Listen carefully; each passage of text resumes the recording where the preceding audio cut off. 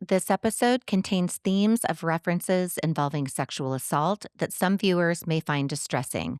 Please consider your comfort and well being before continuing. There are so many people that come into my office and that is their thing. They're like, well, it's this, but it seems so silly. It was so long ago. Everything that you just said, it's 30 years. I should be over it by now. And for me, when you sat with that woman, I love those moments because I'm like, oh, we got something to work on. Like, we know the moment that your brain keeps going back to. Welcome to Climbing the Corporate Ladder Without Breaking a Heel. I am your host, Dr. Cynthia. With over 30 years in the corporate world as a single mom, cancer survivor, and often the only woman in the C-suite, I know the weight high-achieving women carry. Now, as an executive coach and international speaker, I help women reclaim their agency and challenge the norms that hold them back. This show is for ambitious women ready to lead with intention, featuring candid conversations with powerful leaders sharing the real stories behind their success. If you're ready to look up and step up, you're in the right place. And if you're ready to go a step further, join me on May 7th for my virtual working session, From Drift to Direction. I'll give you the tools and support to stop drifting and start leading with clarity. Reserve your spot today and use code CCL for the special $79 rate. Seats are limited. Details are in the show notes. Now let's get started. Hello, everyone, and welcome back to another edition of Climbing the Corporate Ladder Without Breaking a Heel. I'm your host and your coach, Dr. Cynthia. This is where we explore leadership, agency, and the discipline of direction so that ambitious women can climb the corporate ladder without breaking a heel. Today's conversation explores something that many professionals don't always connect to leadership: emotional triggers. Our experiences shape how we respond to pressure, feedback, and conflict. And sometimes those patterns can quietly influence the way we lead and the decisions we make in our lives.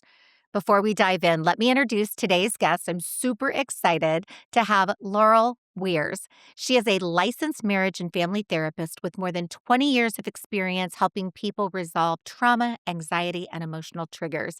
She's the founder of Lighthouse Counseling and the developer of the MINT method, an approach and process to transform emotionally charged memories that may still be influencing your reactions and decision making. Laurel's work explores how unresolved experiences shape behavior and how people can free themselves from patterns that quietly hold them back. We're going to dive in. Laurel, is so good to have you on the show. Thank you for being here. Thank you so much for having me today. I'm looking forward to our conversation. Absolutely.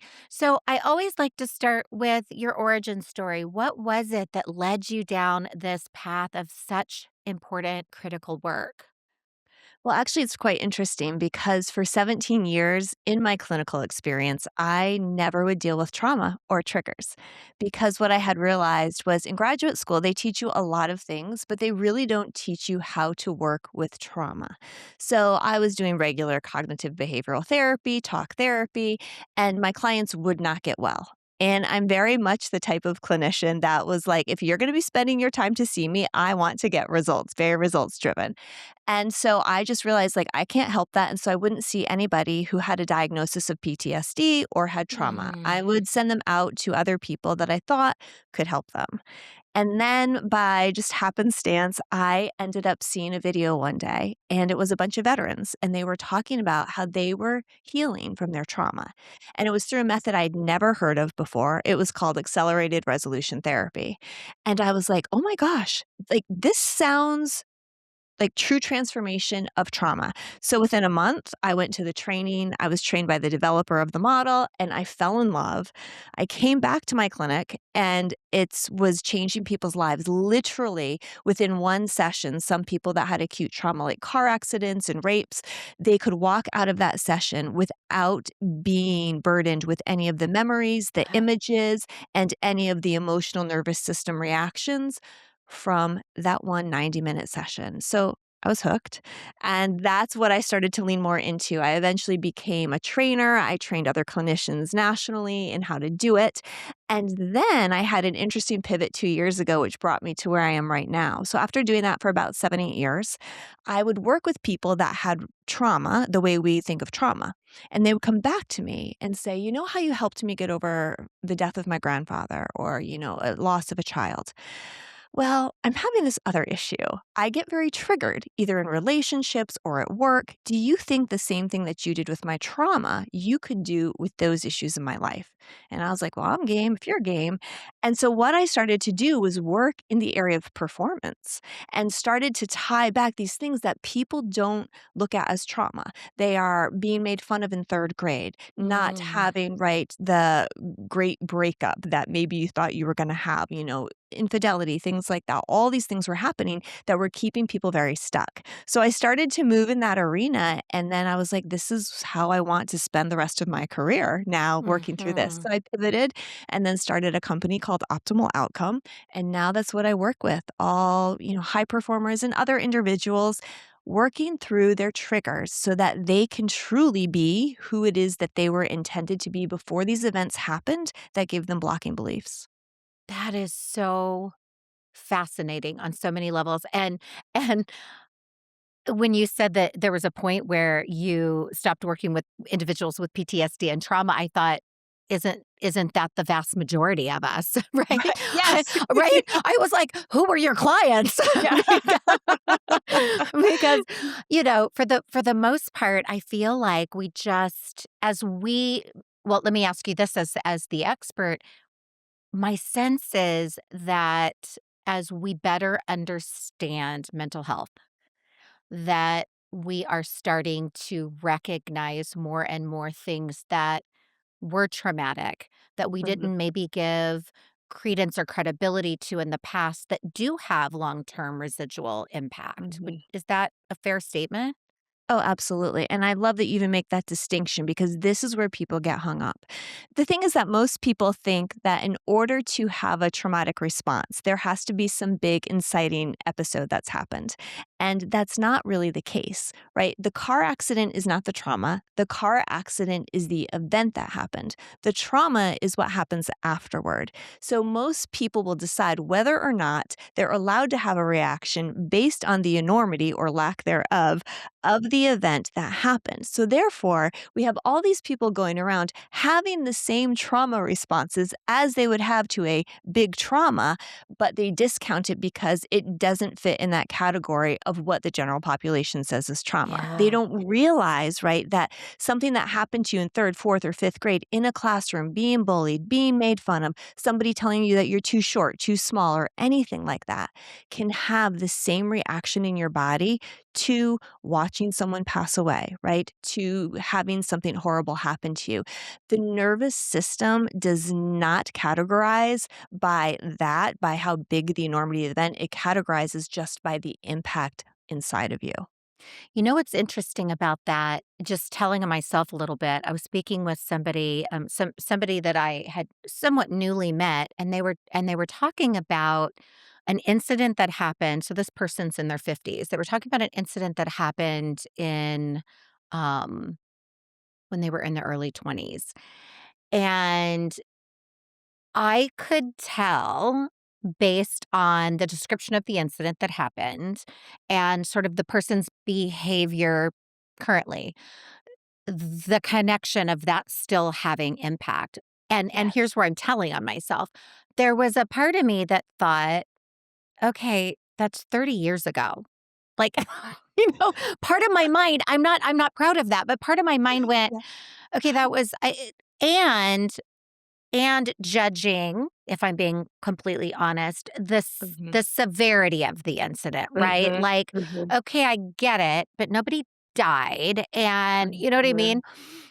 Um, so it's interesting to think about it. Not only do we, in our own minds, perhaps not allow ourselves to deal with, feel, etc., judge, was it big enough that I should consider it Mhm. trauma, A, and Mhm. then it's been a long time, so why should I still be giving any credibility to that?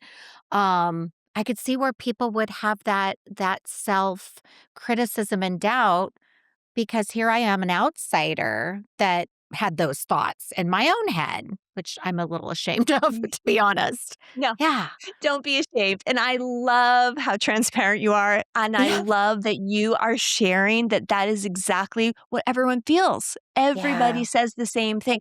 There are so many people that come into my office and that is their thing. They're like, well, it's this, but it seems so silly. It was so long ago. Everything that you just said, it's 30 years. I should be over it by now. And for me, when you sat with that woman, I love those moments because I'm like, Yeah. oh, we got something to work on. Like, we know the moment that your brain keeps going back to. Yeah. And when we have those moments, right, and I call them negative life events, I think people they can relate to that better than trauma. If I say you've had a negative life event that's had an impact that has rewired you, there's some version of you that existed before that event, no matter how big or small that it is, that has changed the way that you respond and relate to the world and your environment since then. And so if we can go back there and process that and allow your brain to integrate it, that's where the magic happens. But people don't understand that regardless of the size, if it stopped and it was a threat. See, your Mm. body cares about safety more than success. And it doesn't matter what it was. If it was perceived as a threat, it was unable to metabolize that incident. And so then it stands out as this new filter through which you approach the world. And if your body says, oh, this feels similar to that event, no matter how big or small, it's like, no, no, no, no, no, no, no, no, no, we're not doing that. And there you go. There you have your triggers. Mhm. When you talk about triggers and when you're working with clients, how do those show up? What are some of the signals that that's a trigger?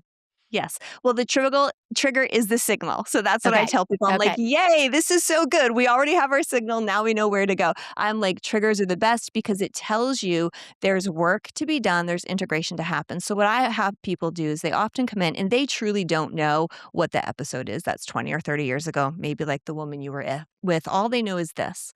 They know that something happens to them when they're in a situation, their response is bigger than the moment called for, or their response is repetitive. And no matter how much they intend to show up differently or respond differently, they cannot do it. And they walk away feeling bad about themselves, thinking that they don't have enough discipline or here I go again. So we take those moments and I'll say to them, okay, stop. I want you to put yourself back into that moment that happened. And now, when you're in that moment, notice what your body is doing, because this is the piece most people don't realize your body is Mhm. telling on you. Your body holds the story that will bring you to the moment that we need to work with. And when I say, now notice what your body feels, now close your eyes. Where else in your life did you feel this? Mm. And they start to go back. This is typically the response. They'll be like, they'll open their eyes and be like, oh my gosh, it can't be that, it was so silly. And I'm like, "No, no, no, no, no. That's it. That's it." And they'll be Mhm. like and then they'll tell you something, at 2, 3, 4, 5, 6, 7, 8. Maybe sometimes 20, but typically it's something way back there, and the way that they know is it feels exactly the same. And then you can go back and say, "What was the belief you had about yourself when you were in that moment? Mhm. And does that match the belief or the threat that you just felt the other day when you had that reaction?" Wow. And they will match. And I'll say, aha, now we know what we need to process. Right. So it's really quite easy once people figure out that your body, it's like this thread. I tell them, like, let's just follow it, follow it, follow it, follow it. And we Right. keep going back, back, back, back. And you'll eventually find the moment that you're like, yep, that's it. That is so interesting. It takes me back to situations in my own life, right? Where Mm-hmm. I'm as I'm hearing you walk through that process, and I think about Mm-hmm. some of the things in my own life that can be triggering at times. Mm-hmm. Mm-hmm. Just walking through as you were unpacking it, I'm like, Yes. "Oh, how did I feel in that moment?" Yes, those things totally connect Yes. to why when certain things happen, I feel that, to your point, your Mm-hmm. body tells on you. It's Yes. visceral, you right? Yeah. It's but what I really love and what I wanna highlight for the person listening is the part where you said, "And what did I tell my what did I think of myself in that moment? Yes, what was my belief about What was my myself? belief about Mhm. myself in that moment? Yes, that is the power question, right? Because it's usually helpless, vulnerable, not seen, not heard, small. It's not the emotion. The emotion is fear, scared, shame, whatever. But if you go deeper than that, there's a belief underneath there. And that belief has probably resonated from that moment through the next 30 years of your life. Mhm. And that's the triggering that happens. Mhm. I think back, I worked with a woman that really struggled with constructive feedback, criticism, Mhm. um, etc., feeling left out, Mhm. being left off the meeting invitation or being Mhm. not invited to something or having her opinion not asked. And it was clear to me that it was deeper than stylistic, right? It was Mhm. deeper than Mhm. just some of us are perfectionists and we like things done a certain way and we get our feelings hurt if we're not included or what have you. It was Mhm. so much deeper because it clearly was triggering to the point Mhm. that her behavior was Mhm. bigger than the situation called for, right? Yes. More Mhm. dramatic, more angry, Mhm. lashing out, that sort of thing. Mhm. And I often thought to myself, this is beyond what I as a leader can coach Mhm. her through. Yes. This is deeper than that. Yes, and that is the thing that so many people I run into, they will have these groups, say they have 10 leaders, and for the most part, they could do their typical thing with about 8 of them. But then you get the 2, like you're just talking about, that you're like, "This is so much more than us just thinking differently, reframing the situation, take a deep breath, and Right. move on." Because if Right. you told that woman that, she wouldn't be able to do that. Too bad we Right. didn't know each other back then. And so when you can see that, you're right, you can tell, oh, this goes back way further. But the beauty is, it's not a lot of work to typically work through some of those memories. Unless somebody has a history of complex trauma, which that's a horse of a different color, you usually can work through those feelings and then those emotions by bringing them back to those times, working through it, identifying it, honoring it, and acknowledging it. And it's amazing the release that they can have when they can see themselves and have compassion for what they've been through. Mm. And change that belief. Mhm. Is it Yeah, is it about yes. themselves? It's really seeing yourself in the moment. So what typically happens is, 1, people don't know the moment, so they don't know to go back to it. Mm. Right. But when you can go back to it, and this is what most people don't like to do because it's scary. Yeah. I don't wanna feel how that little girl, that little boy felt. That's too much for me. We are going like this all the time. No, no, no, no, no. I don't wanna feel that. But if you can stop in that moment and look at that version of yourself and say, "I see you." Mm. Just sit next to yourself in a sense metaphorically, and this is what I have my clients do, and say, let them tell you what they were thinking and feeling, Mhm. and feel that and allow, and this is where that somatic piece comes in, that body piece. When you allow that to come up and out through your body, it is amazing. The body goes, thank you for honoring what we just lived through. And it's so crazy how that it's a reorganization and it's a recalibration and it's an update to the nervous system. And the nervous system says, okay, we're not there anymore. And often I will bring in this philosophy of rescue yourself. And Mhm. after they do that, I'll say, what does that version of you need? Do they need to get out of that room? Do they need to get out of that house? Do they need a hug? And when you can do that, it is so obvious, even just the physical and emotional release that happens to the client in that moment. Yeah. Oh my goodness, that's beautiful. Now talk about let's pivot for a moment. You have the mint method. Mhm. And so can you unpack that for us and what Yes. let's break that down together. So MINT is called, it stands for Memory Integration Narrative Transformation.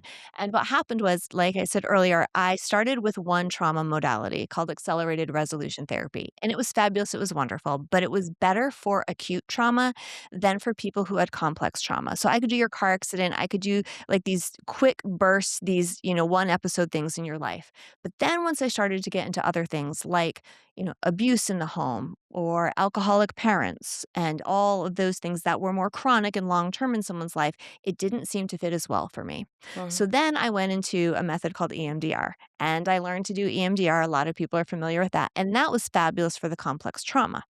But then I started to bring in other pieces, somatic work and parts work as I was doing EMDR, as I was doing ART. And before I knew it, I was weaving all of these models together every single session in a very methodical way.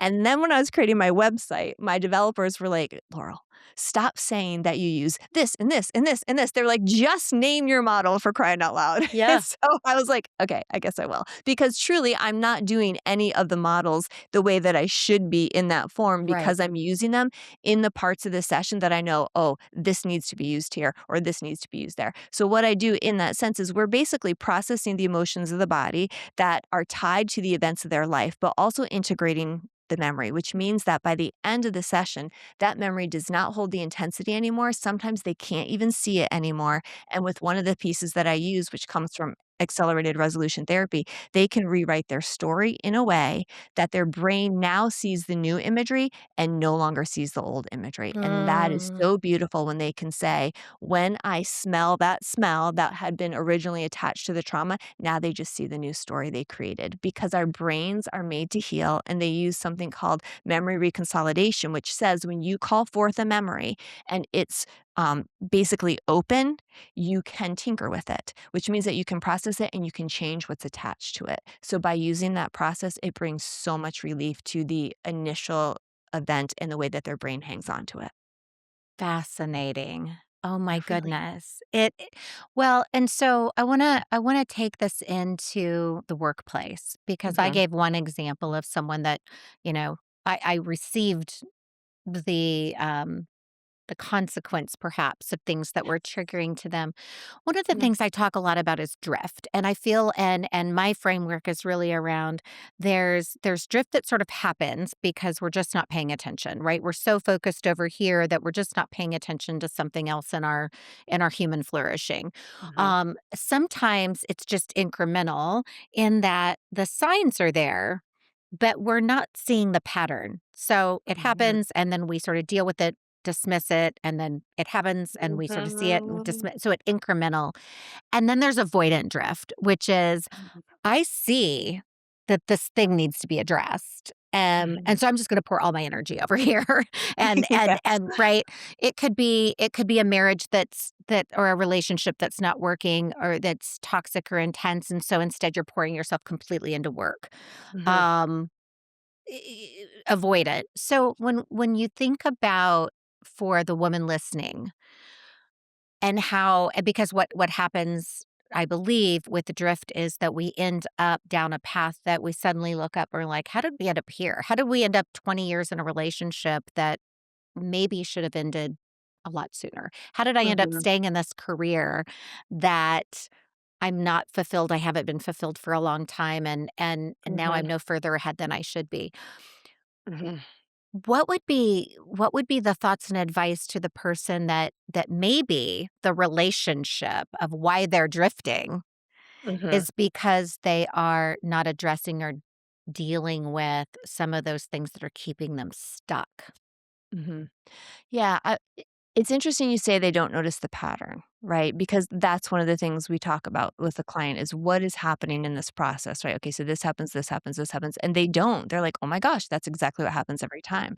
But if they don't recognize it, I would say recognize the consistent feeling first. So where you keep showing up feeling stuck is a huge one.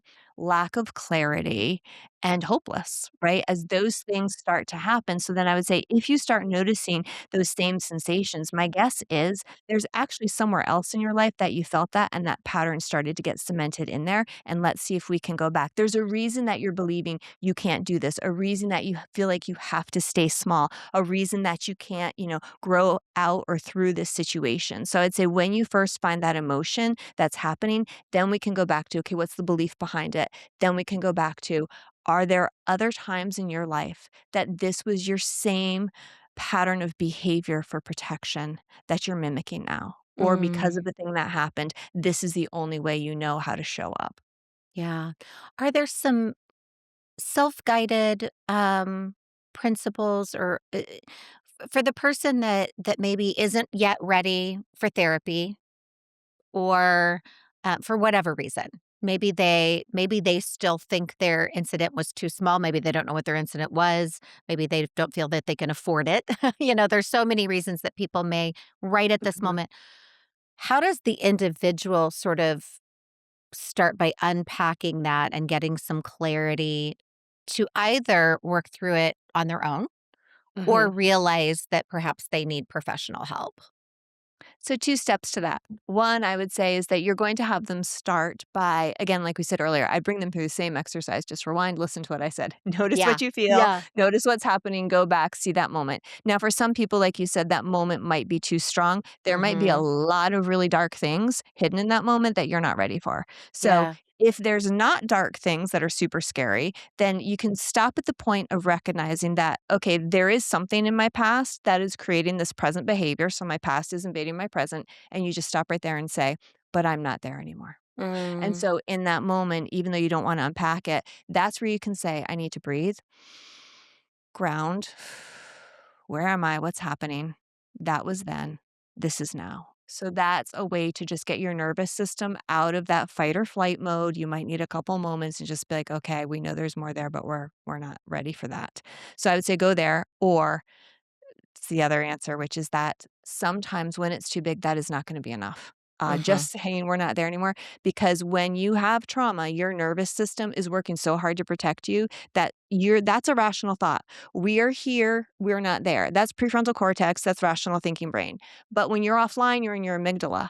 So this does not work when this is acting up. So if you have something bigger back there that needs to be unpacked, saying this won't even work in that moment because your system's going to be so dysregulated. So then at that point, you need to seek professional help, because simply calming yourself and grounding and saying you're not there is clearly not bringing you out of it anymore. Right. It might be sufficing for that moment, Mhm. but Mhm. it's not the thing that's going to Mhm. continue to not have Exactly. those triggers in the future. Yes. It's interesting because I feel like this relates when we think about human flourishing, and I think about there's the physiological health, which is we're dropping this episode during that time. But we also talk about, your sense of purpose, your sense of potential, in terms of Mhm. work. We talk about people and the relationships you develop. Um, and my belief, and clinically I'd be interested in yours, is that when we're stuck or drifting in any one of those, it impacts the others. Mhm.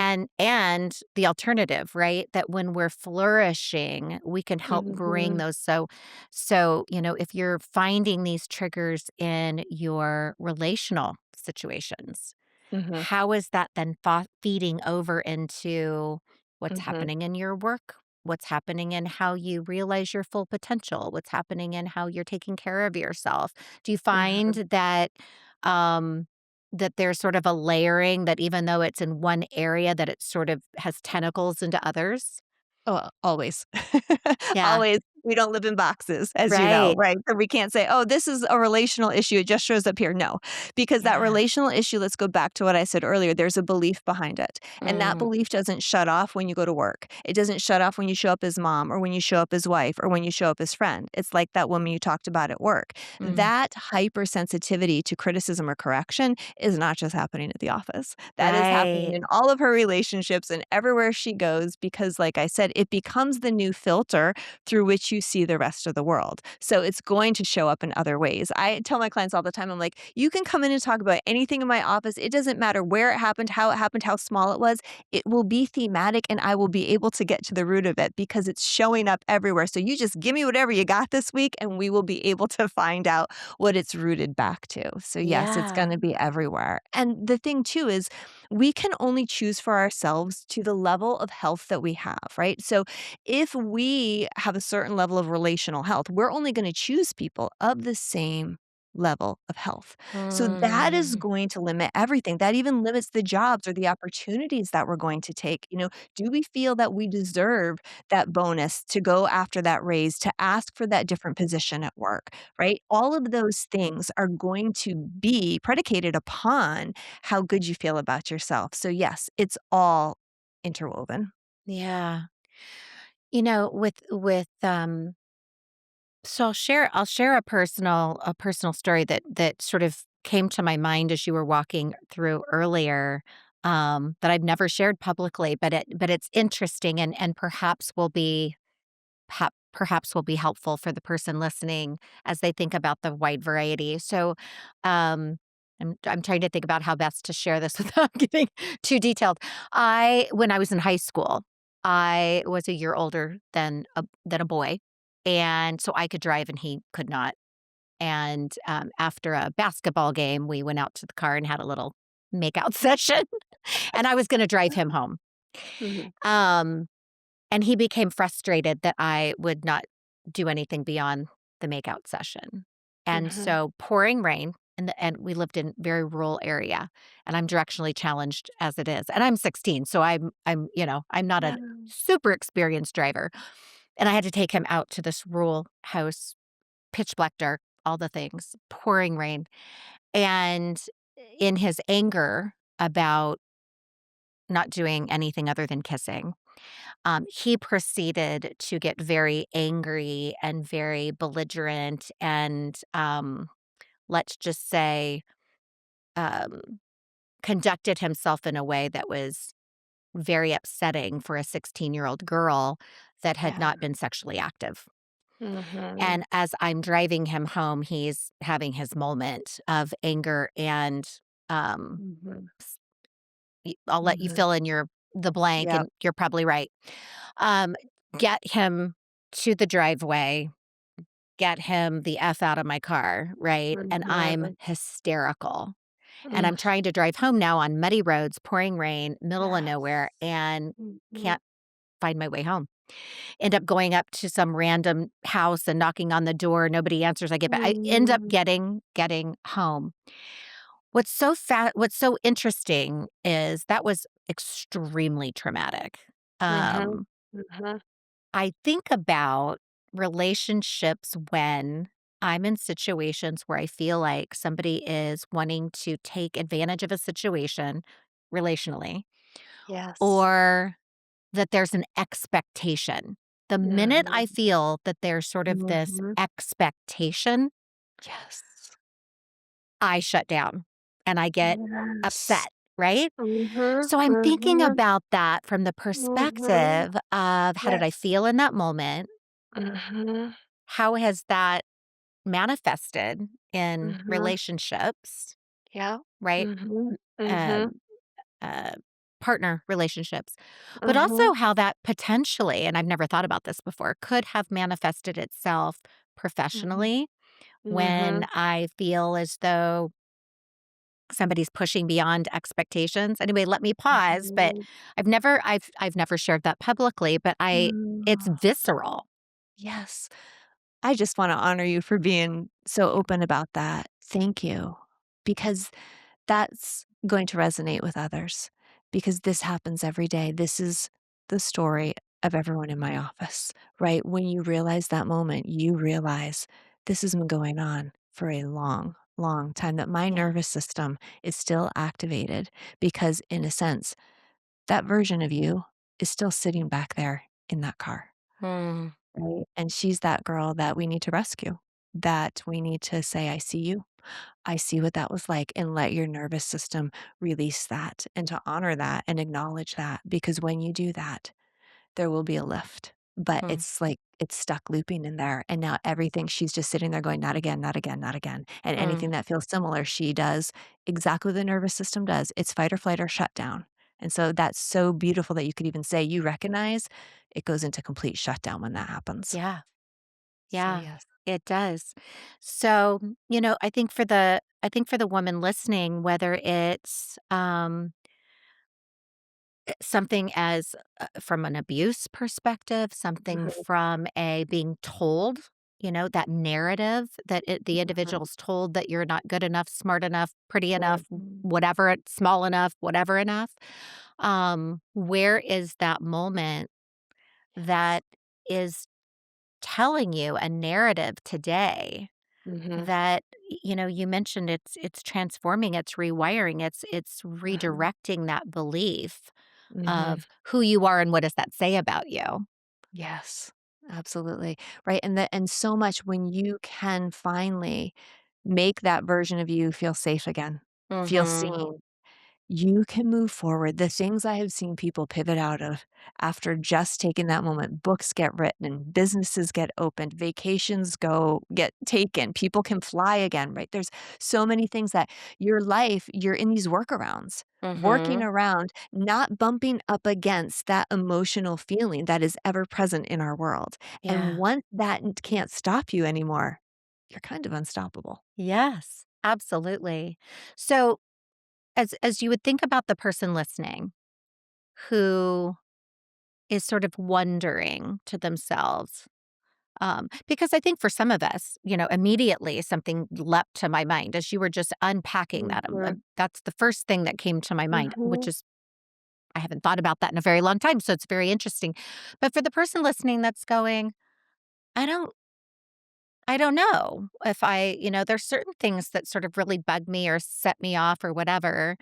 Um, what would be the first step for somebody just to sort of go inward and think, what, if anything, might be holding me back, causing me pause, not allowing me to show up as my best self without judging if it's big enough or traumatic enough or recent enough, right? mhm, Stripping mhm. away all of the judgment that we place.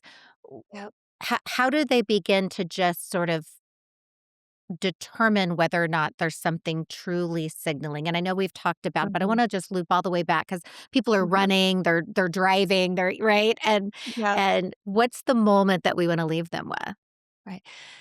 It's and I'll repeat it from earlier, but to stop and feel what you're feeling Yeah, and just let your body because typically those moments, they don't feel good. So, we always wanna notice, "This feels sour, this feels jittery, this feels tight, this makes me feel nauseous, this makes me feel like my shoulders are being pressed down," right? Any of those things, the constriction. yeah. When there is constriction, the body is not flowing the way that it should, that's our first signal. And then from that moment to say, "Close your eyes. What does this feel similar to?" Mm, And just let whatever flow, flow, and just maybe start writing it down and start noticing it. The next time it happens, ask that same question again. I would say that's where you should just start. Just curiosity. I think if you, no, I think I know. If you can stay in a posture of curiosity, that pushes away the judgment, that pushes away the needing to know and needing to decide if it fits or not and if it's something worth going after. Let's just get curious. I always tell my clients, let's just collect data.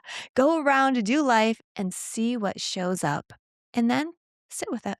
yes, I love that. I wanna take a pause and just remind the person listening, the Stop Drifting Diagnostic Survey, which is available on my website at www.dr-cynthia.com/resources. It's in the notes. It takes less than 10 minutes and it helps you just at a really high level think about where I might be drifting physiologically, in people, in purpose, in prosperity, or in potential. And coupling that with if one of those five areas feel as though you are not leaning in as much or you're not feeling flourishing in one of those areas, think about from Dr. Weir's perspective of, well, what feels off and what is that sense physiologically that I'm sensing? When does it happen? And I love this notion of just pausing and saying, and when did I feel similar to that? When did I feel that kind of anxiety or that kind of pit in my stomach or um Mhm, and taking you back. It's amazing. I just in this conversation, and we didn't talk about this in advance. So just, it's sort of mhm, living example of mhm, going there and realizing how quickly something may emerge and come to mind that requires mhm, a lot more work. mhm. And Yeah, your response, I think it happens on every podcast I do, which to really. me shows right? That there are people listening having the same reaction you did, that Yeah. there's this we don't take time to do this, right? We're so busy, we're reacting, and then we're berating ourselves for reacting that way and quickly trying to figure out how to just show up differently. But when you can just be in this free space of, let me get curious, it's Yeah. amazing what the body, and when it shows up like that, it's because the body's saying, "Thank you." It's been sitting there going, "Hello, hello, hello." It's like, Right. so it's like, "Oh, you paid attention to us. Yay, we can stop trying to get your attention." But Yes. it's right there ready to be integrated. That's amazing. Well, and this is all about helping the person listening to remove barriers, to show up as their best, most authentic self, to get out of their own way, to stop drifting, so that they can, climb the corporate ladder or whatever their aspirational dreams and journey are. And so often it's the things that have happened in our past that are creating Mhm, this block or this barrier to how we're showing up in our mhm, present. And this is such a mhm. such a beautiful framework. You mentioned memory integration. What's the N? Narrative Narrative transformation. Right. transformation. Yep, I love changing it. that story of our lives. Mhm, Yeah, beautiful. I always like to close with the one thing that you would invite the person listening to start doing today, mhm, with great intention. mhm. So I would say start noticing the moments where your reaction is bigger than what the moment called for.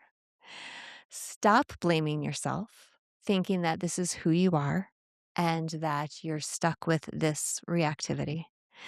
And continue to be curious about Mm, what may or may not be feeding those reactions. yeah. I'm a big fan of curiosity. I Mhm, think what I've been learning as I've been interviewing so many amazing people like you, Laurel, is that I've always thought about curiosity externally mm, mhm, and loved this notion of being just an intellectually curious person. I'm curious about people, but this notion of being curious about yourself, being curious about how you show up, being curious about what your body is telling you. No, the body does keep score. And right. And so mhm, that has been a new awareness even for mhm, me mhm. that is so helpful. It's so beneficial because when we start to really lean into, well, why am I having all these headaches all the time? Or why do I have a pit in Mhm, my stomach every time this happens? Or why yes. do I dread Sunday nights because I'm not Mhm, excited about Monday morning? yes. What is it about that? And Mhm, whether that's something that's triggering or trauma related, or it's just something that's a signal that says, you've graduated, it's time to move mhm, on, you need to pivot, you need to go in a new direction, right? yes. Some of it may not be trigger and Mhm, trauma, some of it may be mhm, a signal that it's just time to do something different. But what's absolutely. holding you back? And the thing that's holding you back might be deeper. You got it. I love how you put that. That's so beautiful, right? That there are signals that don't have to be super deep, but if Right. they keep showing up, maybe there's something deeper. But yes, That's it's right. not always all trauma. Yeah. Be curious. Be curious. Mhm, You are such a blessing. The work that you do is so impactful. And I am a huge proponent of mental health and mental wellness. I have the little cross with the semicolon on my wrist. mm, Deeply, deeply committed to helping individuals think about their mental health and that should be a priority. So thank you for the work that you do and mm. the way in which you do it. And your information will be, of course, in the show notes. Other ways that you'd like to encourage folks to get a hold of you? They can just follow me on Instagram, Facebook, TikTok. I'm always putting little tidbits out there for people to get maybe a less intense sense of maybe what's happening and Yeah, where it might be tied back to. Or they can visit me on my website. So thank you for adding that information. And thank you for having me today. I really appreciate the opportunity to speak to your audience. And even if one person sees something differently, it's such a win. that's absolutely right. That's the goal. Well, thank you so much. And for those of you that are listening, thank you for the privilege of your time. Be good to yourself, invest in your future, your mental, your physical, and all of your wellness for great, deep human flourishing. Stop drifting. You've got this. Congratulations on choosing to invest in yourself. I know your time is precious. Thank you for spending it here with me. I believe in helping you look up, step forward, and fully realizing your potential. If today's conversation resonated, I'd be so grateful if you'd rate and comment on Apple, Spotify, or wherever you listen. And if you know someone who would benefit, please share this episode with them. Let's stay connected. Visit me at dr-cynthia.com, and you can find me on all the socials at Dr. Cynthia Bentzen-Mercer. Until next time, remember, boldly start working on your future today.